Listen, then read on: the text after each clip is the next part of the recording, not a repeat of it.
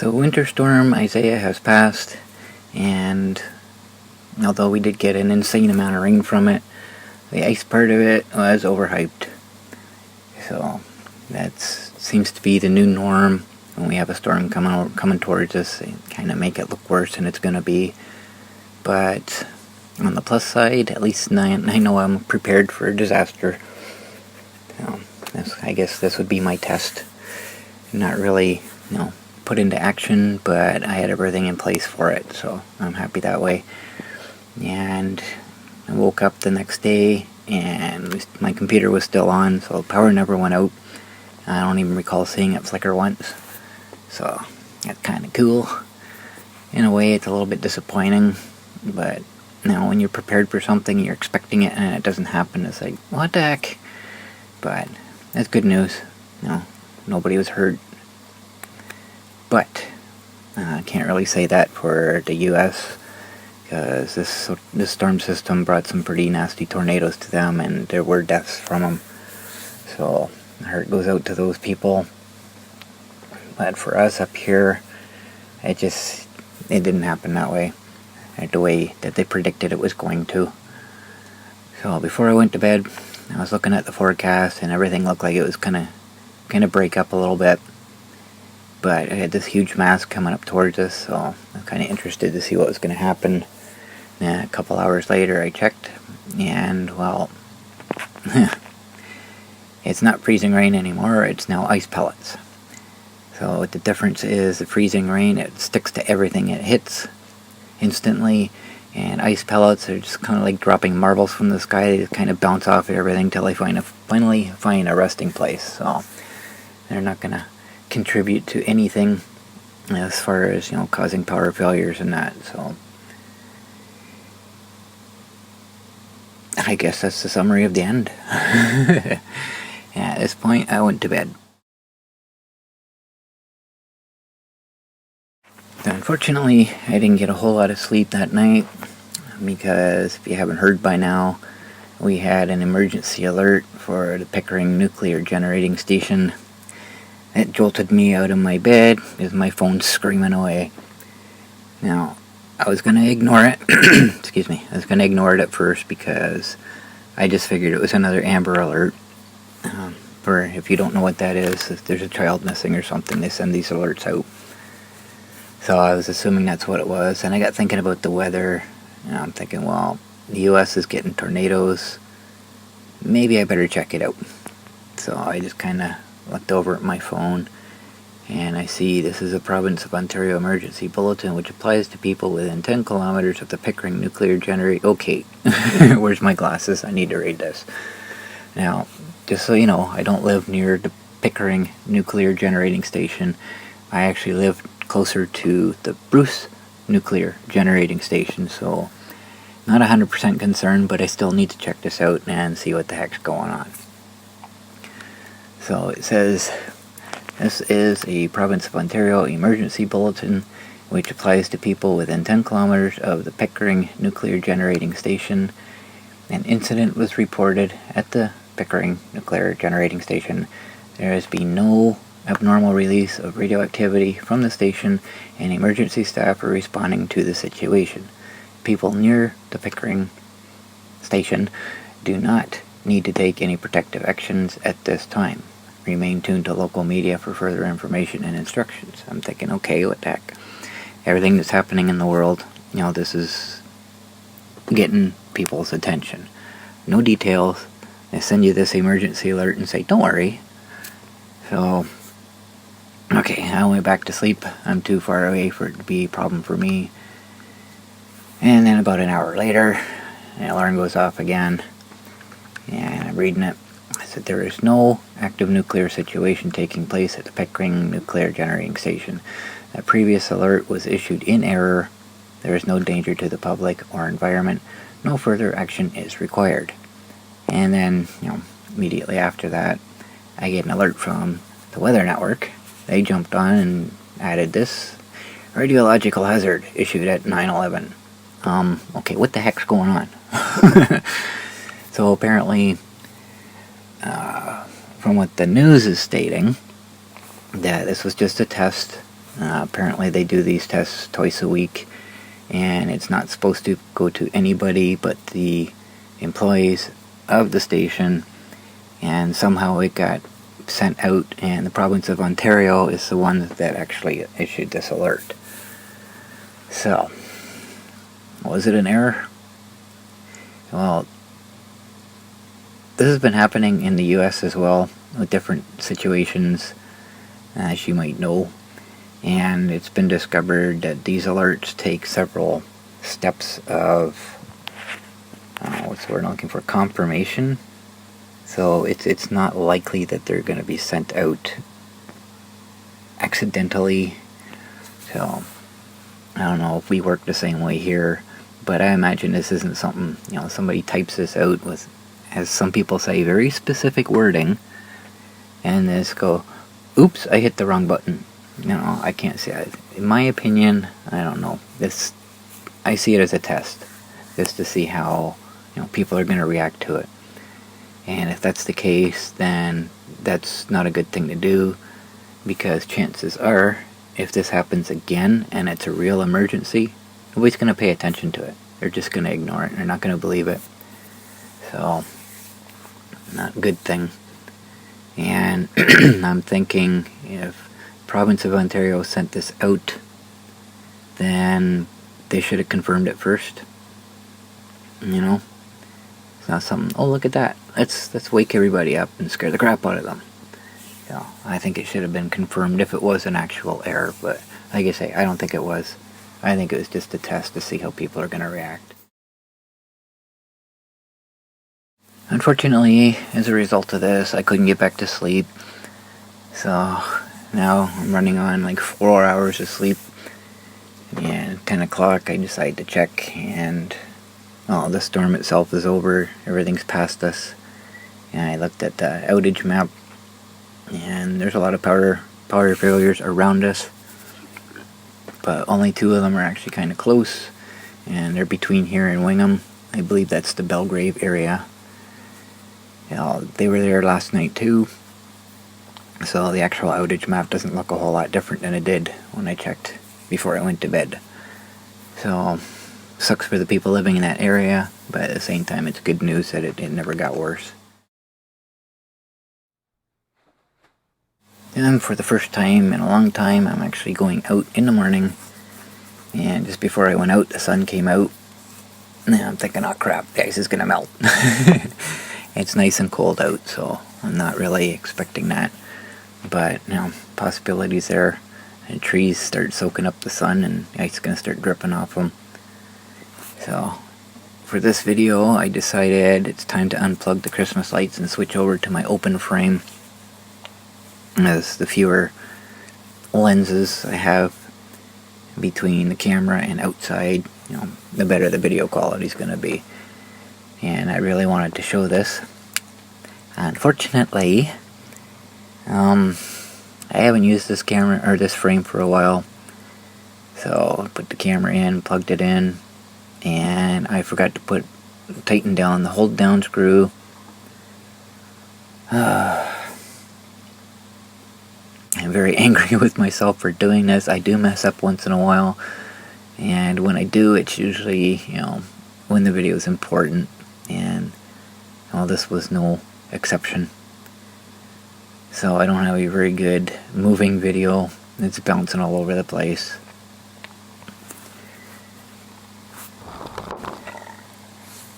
As I'm pulling out of the driveway, you can see the ice on Zach's car here. And I want to be clear, this is not snow. This is ice pellets. I've done another video earlier about this, where it looks like snow, but it's actually, it's like marbles, little marbles of ice. And now you can see the camera bouncing all over the place because it's just kind of sitting freely within the frame, so there's nothing holding it still. I'm so disgusted with myself for doing this. I can't believe it. So my first thought is, go where the trees are. Because it doesn't look all that, it doesn't look like we got all that much ice. And when I get up close to it, you can see there's only about half an inch, if that. So we never really got all that much. considering they were forecasting possibly 2 to 3 inches of it. So, one advantage of being out in the daytime with the sun shining, ice in the trees when the sun is out is just absolutely stunning. So, I'm going through the park and I find kind of a nice looking scene, so I turn the scooter towards it. And it doesn't look as good as I expected it to in the video. It's actually pretty beautiful. The trees are shining nice and silver. But, well, that's how it goes, right? I do have my a big bulky SLR with me today, but it's rather chilly, so I never felt like taking my gloves off. I didn't see anything picture-worthy, I guess you could say. I could have made an effort, but I just didn't feel like it. To be honest, I think I was disappointed, because I was expecting all the trees to be totally covered in ice and everything hanging down, like, what normally happens when we get freezing rain, but we actually got less than we normally do when we have a normal freezing rainstorm. So I think a lot of it was just disappointment.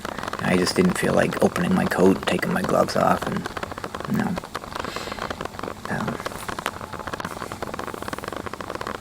Another thing to note, the river is up really, really high now. And I didn't want to take the far trail for 2 reasons. First one is because, I don't want to be up on top of that dike.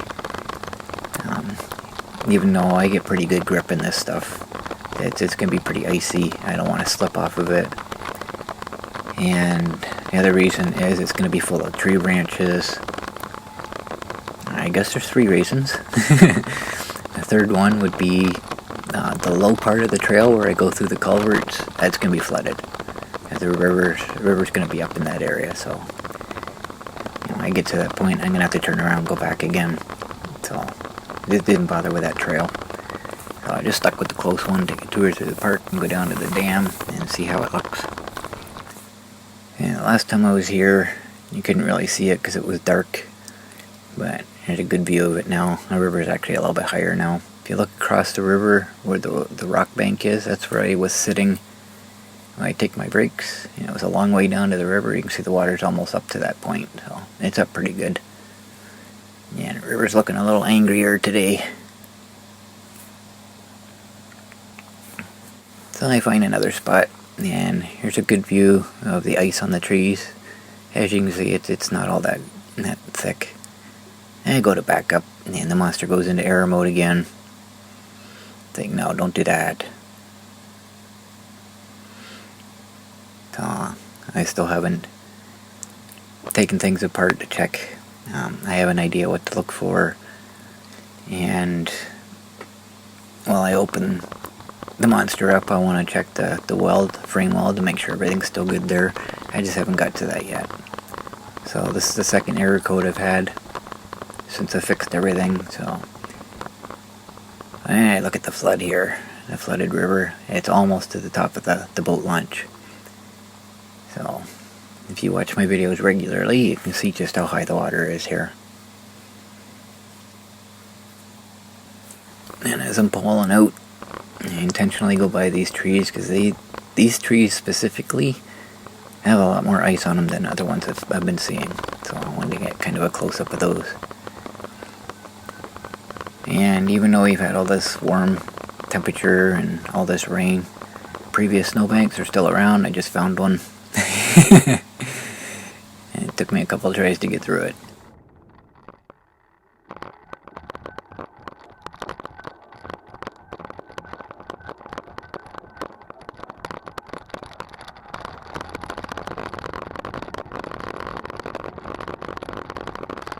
And as I'm out cruising around, I'm trying to get ideas of where it is I can go.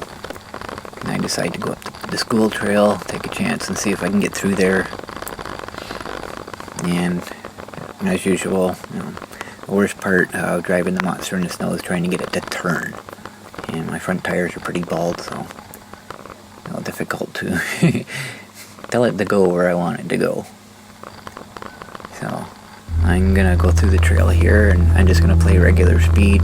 This is actually the most beautiful part of my whole trip today. So I'll just let it go as it is and not talk.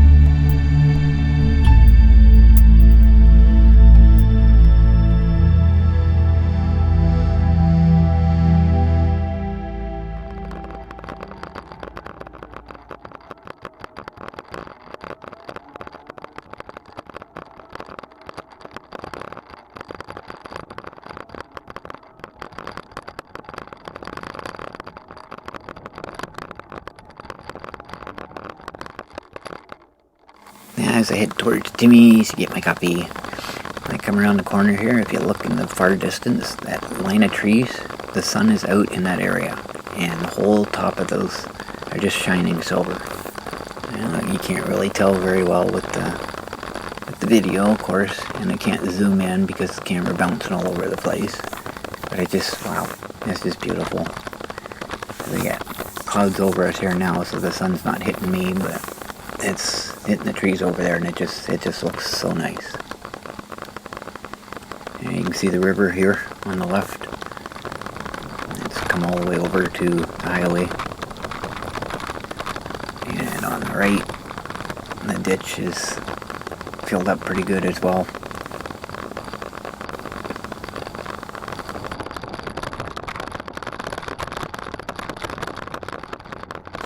And the river at the floodplain is really high as well. I don't know why I didn't stop here. Actually, the pumping station or whatever it is across the road, I could have pulled up into there and pointed my camera out, but for whatever reason I didn't do that. I don't know why. Don't know why I never thought of that. But because there's a snowbank on the other side, and just the way they got everything blocked off, there isn't really anywhere for me to sort of kind of sit there, so I didn't bother going over, but I could have gone up in that laneway. There is one thing here, a bit of a product review. If you live in a cold climate, do not buy a Chevy Cruze. This car seems to be a monster in disguise. Zach went and financed a newer car to avoid the issues of older cars. Well, we've had nothing but problems with this thing. It's had so many issues. When the cold weather first started, his window was frozen, and you went to roll it down and something broke. Normally when that happens with my cars, I press the button to roll the window down and I just kind of pound on it until it releases. Well, apparently that's what he was going to do, but something broke. And when we went to Hanover to get it fixed, I was talking about in an earlier video, that's what we were getting fixed. It cost him over $200. Because apparently, instead of gears, they now have cables and plastic clips. And in the wintertime, that's garbage. It's just such a stupid design. So today, he's scraping out all the ice off. He freed up his windshield wipers so that they weren't stuck to the windshield. And he turned them on. Both wipers went up, and the passenger side came back down. The driver's side stayed up. So, he grabbed it, and he can actually move it, freely. So, I'm thinking something inside got frozen. So this car is not meant for Canada. Obviously not designed for use in Canada. So, just give everybody a heads up if you're looking at a Chevy Cruze and interested. I imagine there's other Chevy cars that are following suit, getting cheaper and cheaper and cheaper. The metal parts now being made out of plastic, and what's interesting is when we went to get the window fixed, the GM actually has parts in stock.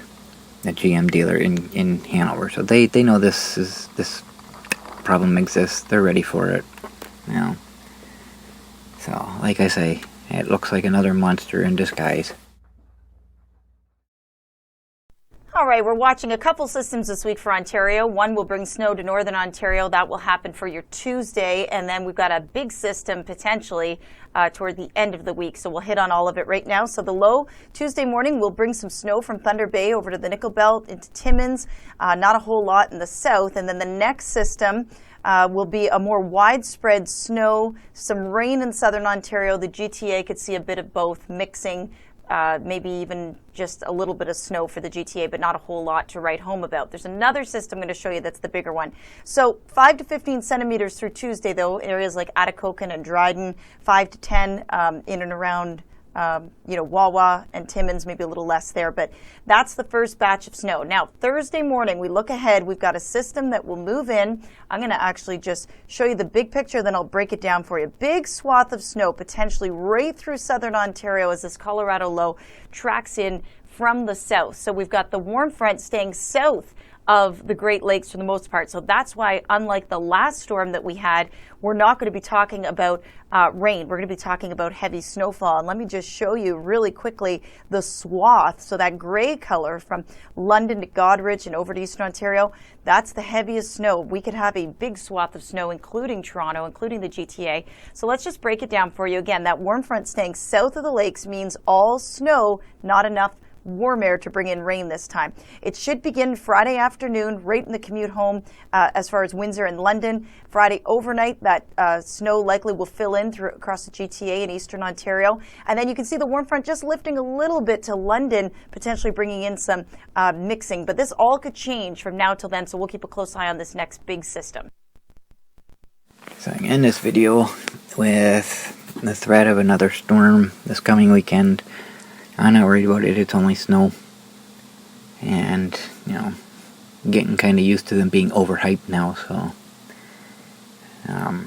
Before I get into that, I found this on Facebook. Now, I survived the Pickering nuclear scare. I thought that was funny.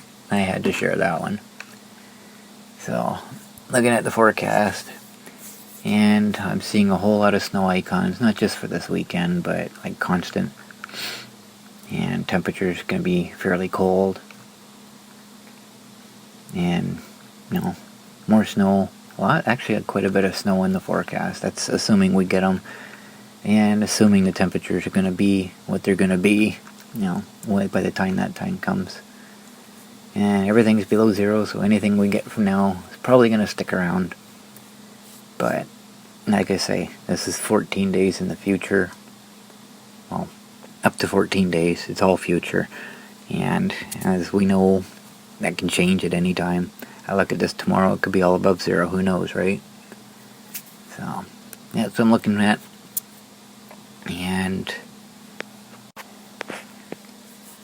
this point, I'm probably not going to go out till Wednesday. I don't really have a reason to go out tomorrow. I might, I don't know. But I have another product review. I got something new today, and I'm kind of anxious to try them out. So just for that reason alone, I might go out tomorrow.